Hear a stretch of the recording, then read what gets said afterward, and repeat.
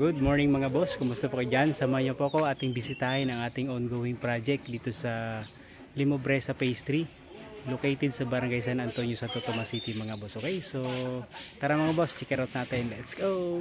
Ito na yung ating project update dito sa ating Limobresa Project Phase 3 mga boss. Okay, so almost complete na mga boss. So yung kulang na lang natin dyan mga boss, yung grills. Okay, so tsaka yung roofing dito sa harap tsaka dun sa may kusina sa likod mga boss. Okay, so dito naman sa harap mga boss, bali itatiles to kaya hindi na natin pina-skin coatan. So ito na lang na harap.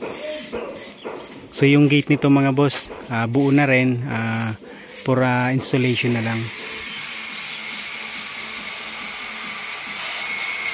Sa garahe mga boss, na tiles na rin yung spike tiles.